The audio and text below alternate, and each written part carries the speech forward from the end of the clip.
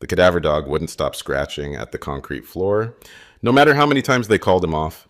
Most thought it was just another false alarm, but when they finally cut through that section, what they discovered 12 inches down left everyone speechless and solved a murder case that had haunted the town for over a decade. Now, before we get into today's story, drop a comment below telling us where in the world you're watching from. And if you love extraordinary police dog stories like this one, make sure to hit that subscribe button. You won't want to miss what's coming next. The faded warehouse loomed against the gray February sky, its rusted metal exterior barely visible through the dense morning fog that clung to the industrial district on the outskirts of Westridge, Oregon. Officer Layla Cortez pulled her department SUV to a stop at the edge of the gravel lot, the headlights cutting through the mist to reveal a weathered "No Trespassing" sign hanging askew from a chain-link fence. Not exactly prime real estate, she murmured, checking her watch. 6:15 a.m. early even by her standards. Behind her, in the specially modified K9 compartment, Duke shifted with anticipation, his dark eyes focused intently on the abandoned building through the window. The 4-year-old Belgian Malinois had been unusually alert since they had received the call 20 minutes earlier. Layla zipped her police jacket against the biting cold as she released Duke from the vehicle. His muscular frame moved with fluid precision beside her, the official cadaver detection K9 vest a stark contrast against his fawn coat. At 70 pounds, Duke was slightly smaller than most working Malinois, but what he lacked in size, he more than compensated for with focus and intelligence. Detective Dale Shepard's unmarked sedan appeared through the fog, pulling alongside them. The veteran detective emerged with a grimace, clutching a coffee cup as if it were a lifeline. "Officer Cortez." He nodded curtly, his breath forming clouds in the frigid air. "Let's not waste time. Demolition crew is scheduled here Monday, and I pulled a lot of strings to get this place checked before they bring it down." As they approached the warehouse, Shepard explained the situation. "Building inspector noticed that section of concrete looks newer than the rest. Probably nothing. Could be repairs after equipment removal. But given this place was owned by Reeves Construction until Thomas Reeves vanished 12 years ago, the heavy padlock on the main entrance had already been cut.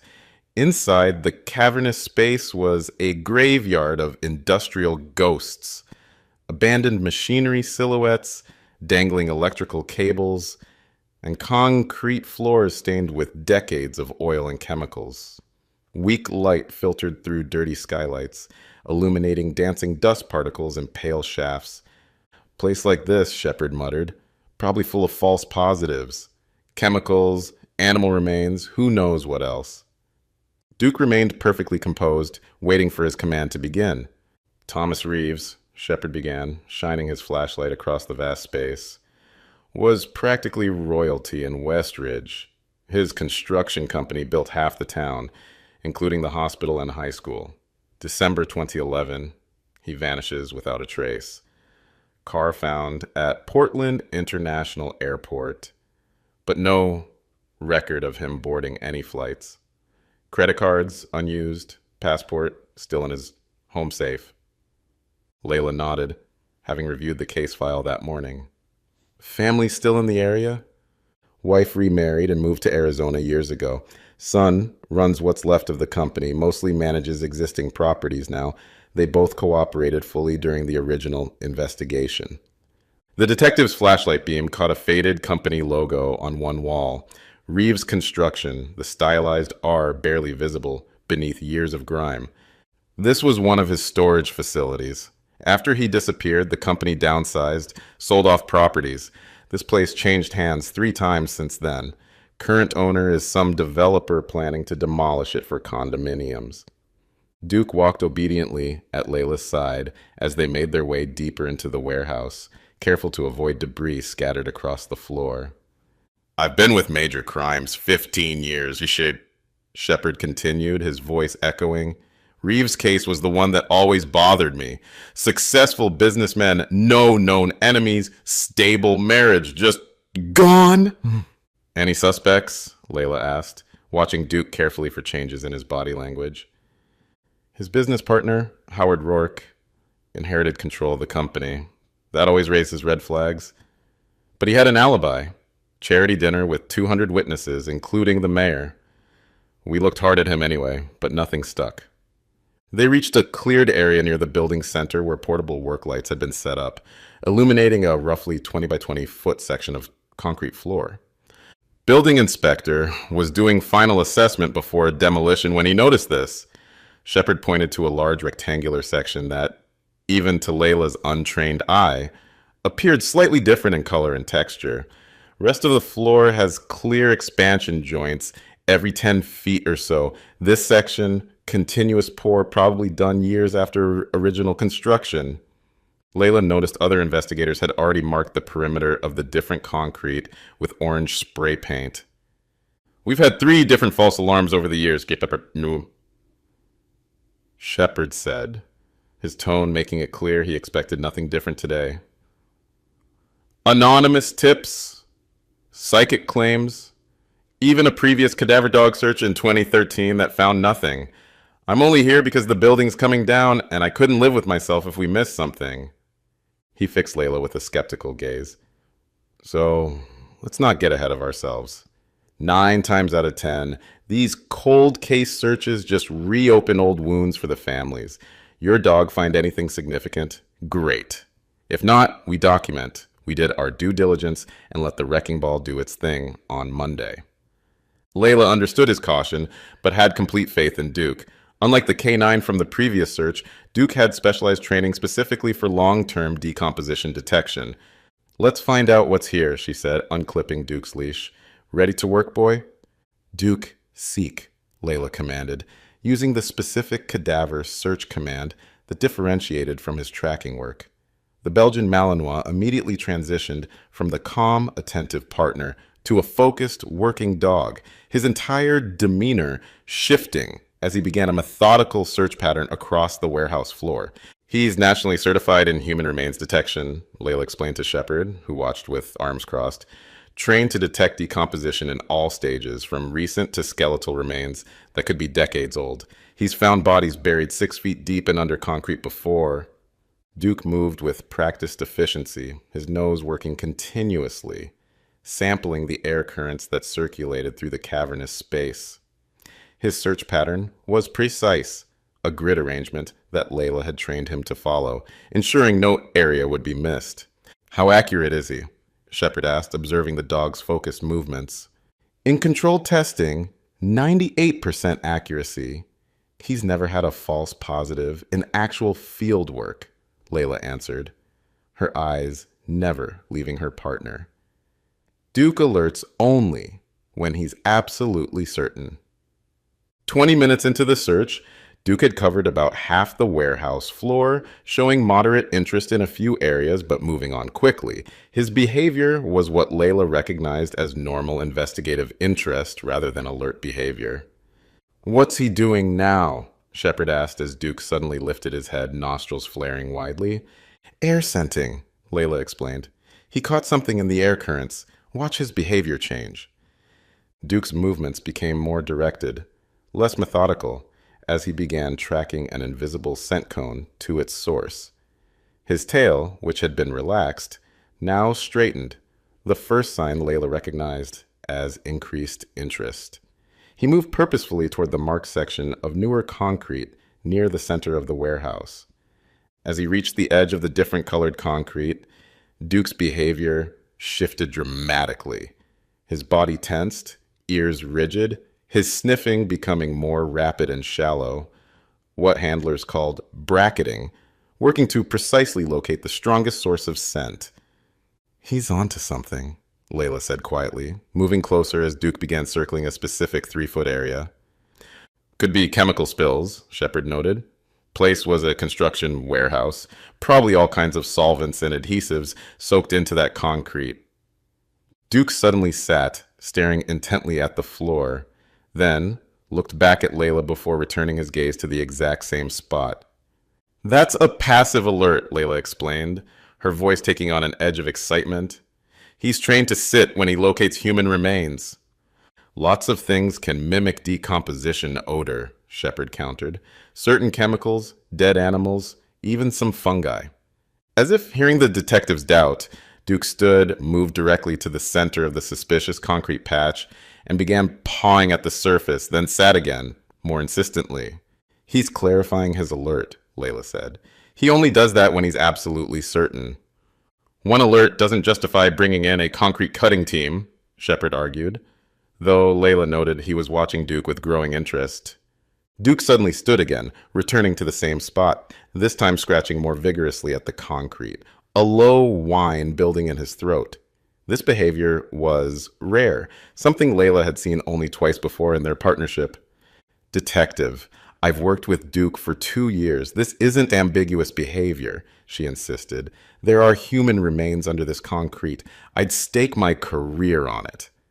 Duke's scratching intensified, his claws making a desperate sound against the concrete as foam began to form at the corners of his mouth, not from aggression, but from the intensity of his focus.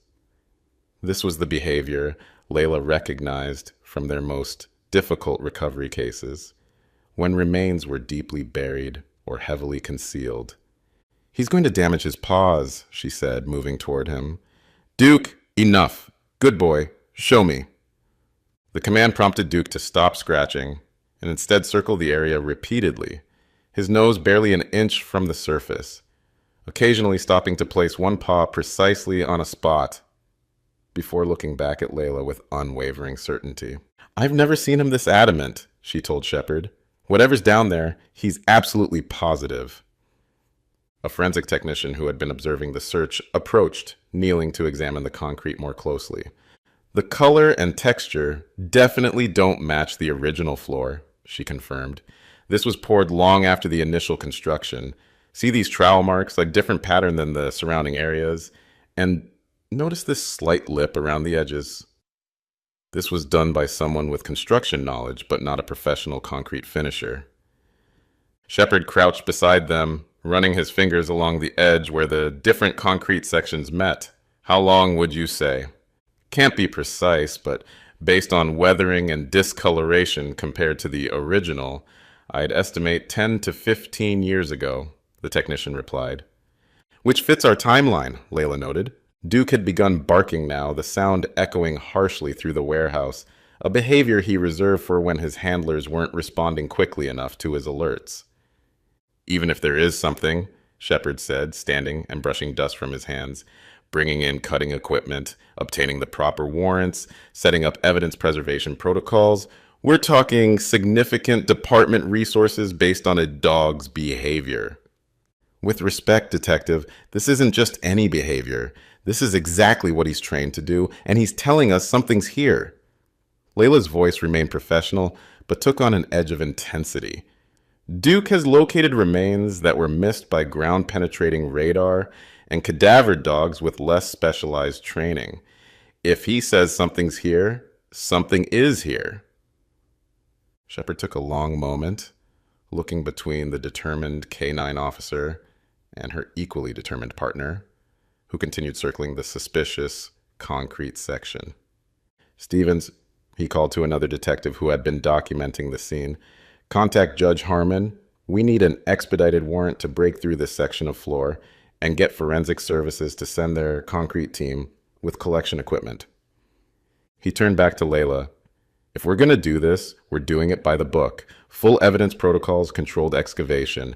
If your dog is right, whatever's under there has been waiting a long time. It can wait a few more hours to be recovered properly. Layla nodded, relieved. Thank you. Duke and I will remain on scene to assist. Duke had finally settled, lying sphinx-like at the edge of the marked concrete section, his eyes never leaving the spot he'd identified. Standing guard over what he knew lay beneath.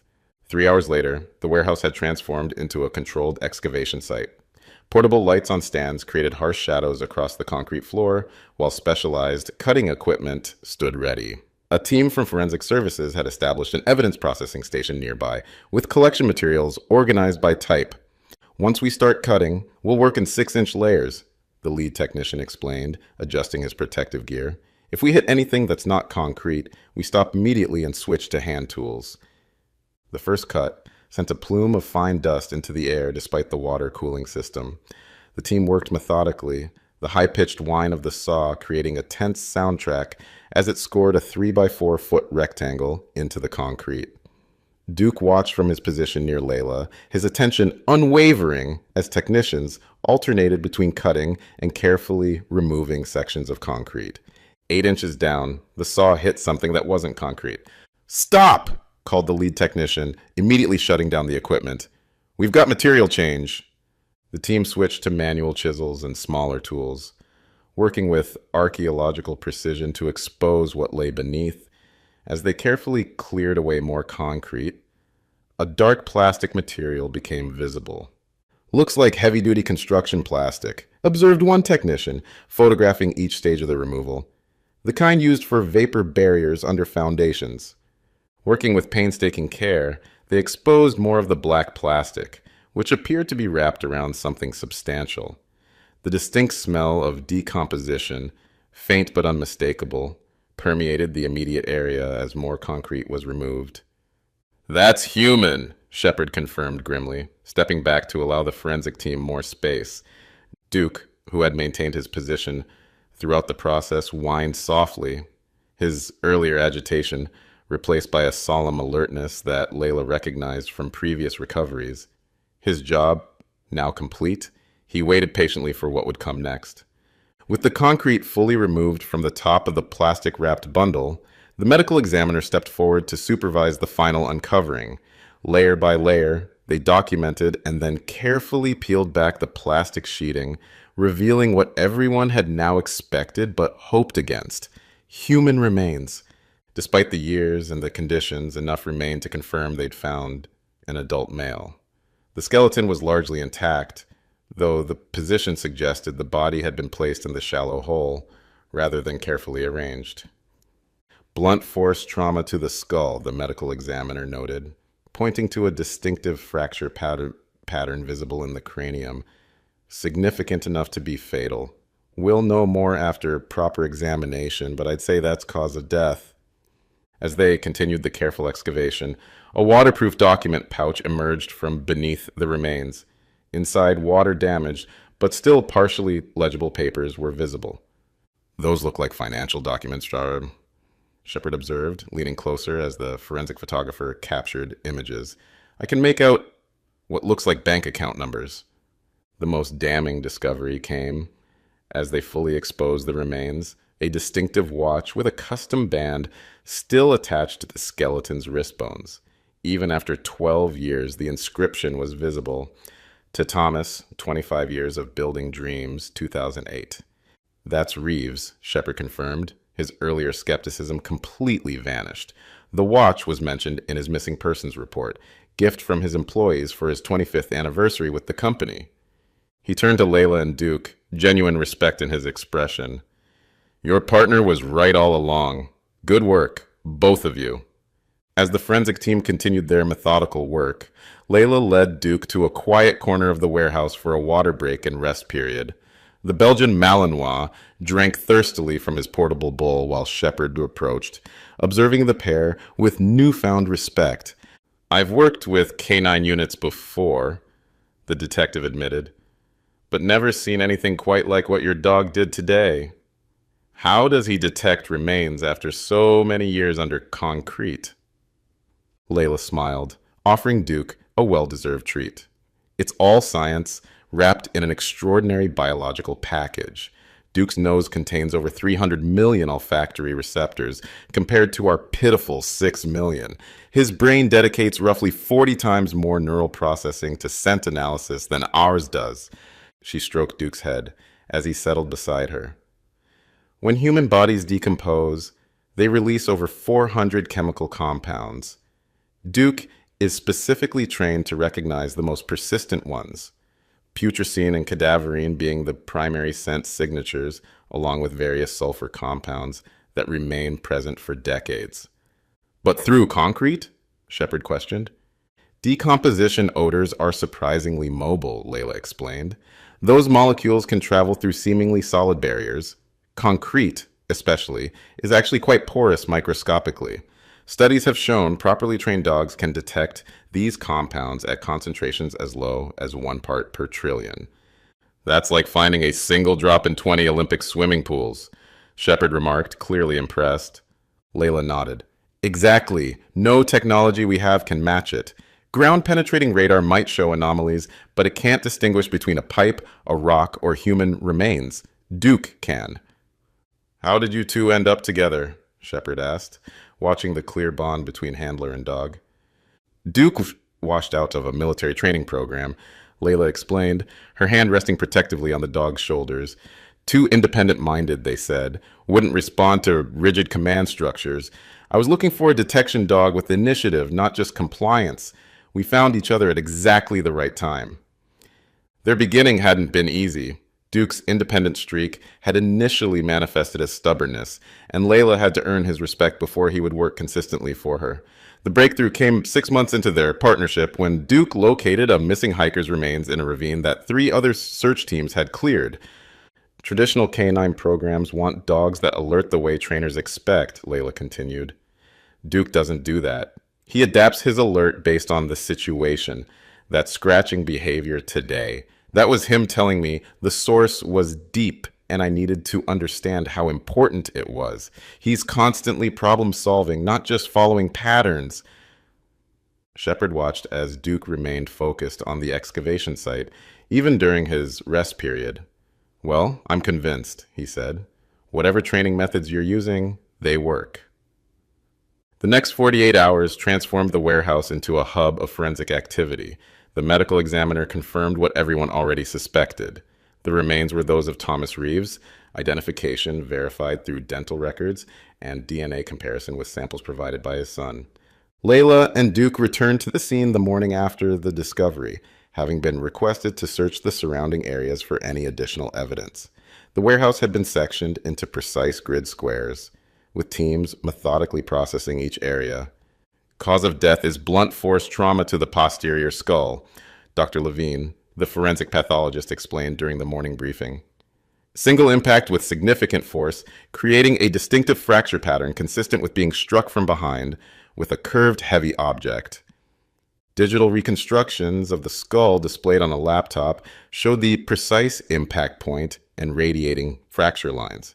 The curvature and indentation suggest something like a heavy wrench or similar tool. Dr. Levine continued, we're working on narrowing down the specific type of instrument. The financial documents recovered with the body had been carefully dried and preserved by document specialists. Though damaged, crucial information remained legible. These appear to be internal audit reports, explained Sarah Chen, the financial crimes specialist assigned to the case. They document systematic discrepancies in billing and fund allocations for major projects between 2009 and 2011. Someone was siphoning money from the company, hiding it through manipulated materials invoices. The most significant breakthrough came from the watch found with the remains. The custom band had preserved something unexpected, a partial fingerprint on the inside clasp. The band's leather interior created a surprisingly good preservation environment, the fingerprint technician explained, displaying enhanced images. The oils from the fingerprint soaked into the leather and remain protected from environmental factors. It's partial, but we have enough points of comparison for identification. When run through the database, the print returned a match. Howard Rourke, Reeves's former business partner who had taken control of the company after his disappearance. But Rourke had an alibi for the night Reeves disappeared, Shepard noted, reviewing the original case files. For the evening, yes, Layla pointed out.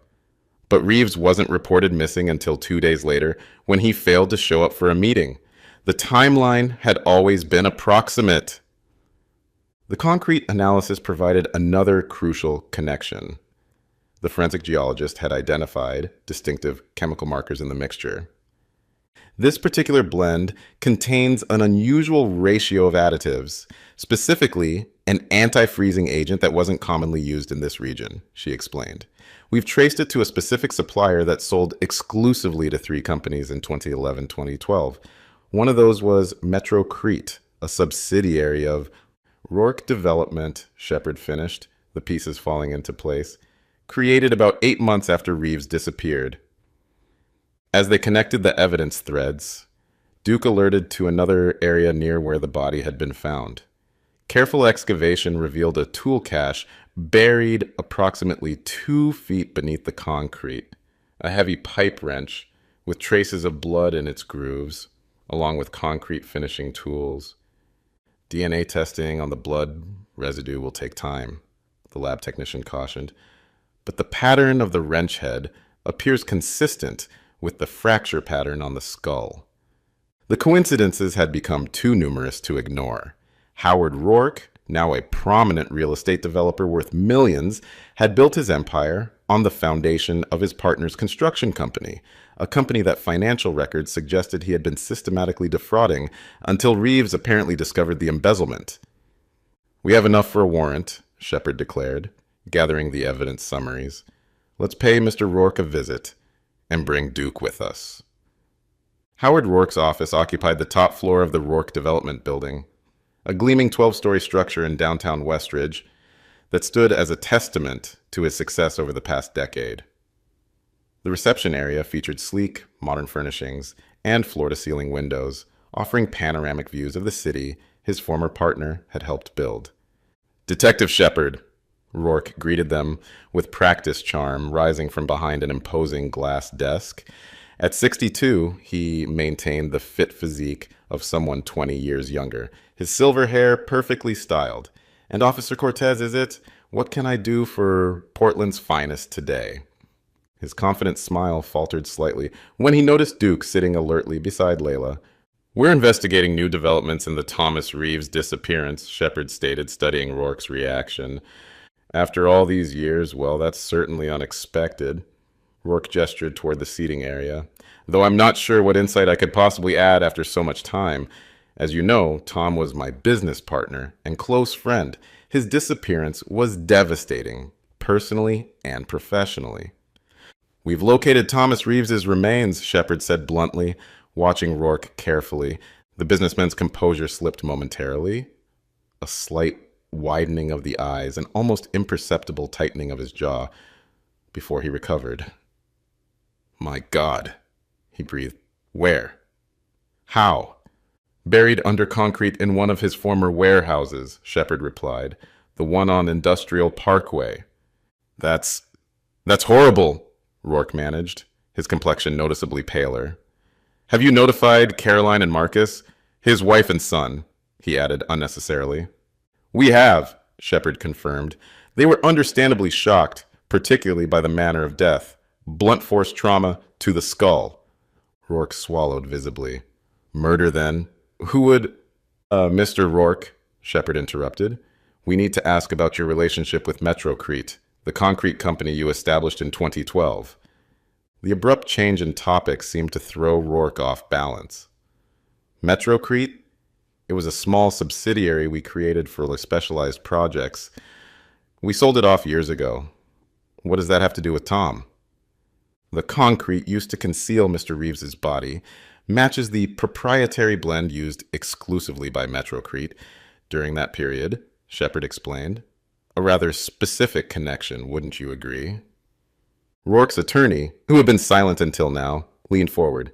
"Detective, if you're implying something, I suggest you be direct.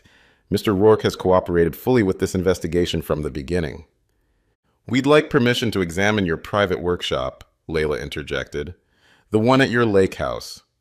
"My workshop?" Rourke's surprise seemed genuine. "Why on earth—" "The tool used to kill Thomas Reeves had a distinctive impact pattern," Shepard explained. "We believe it was a specific model of pipe wrench, similar to ones you're known to collect." "This is absurd," Rourke said, standing abruptly. "I've been a pillar of this community for decades. Tom was my friend. We built our company together from nothing." "And yet," Shepard pressed, "internal audit documents found with Reeves's body suggest he had discovered someone embezzling funds from major projects. Funds that appear to have financed the creation of Metrocrete and, subsequently, Rourke Development's expansion." The room fell silent as Rourke stared at them, calculation visible behind his eyes. Finally, his attorney spoke. If you want to examine any of Mr. Rourke's properties, you'll need a warrant. Already have one, Shepard replied, producing the document. For both your workshop and your office here. Our forensic team is already processing your tools at the lake house. The controlled facade Rourke had maintained began crumbling. This is a witch hunt based on circumstantial.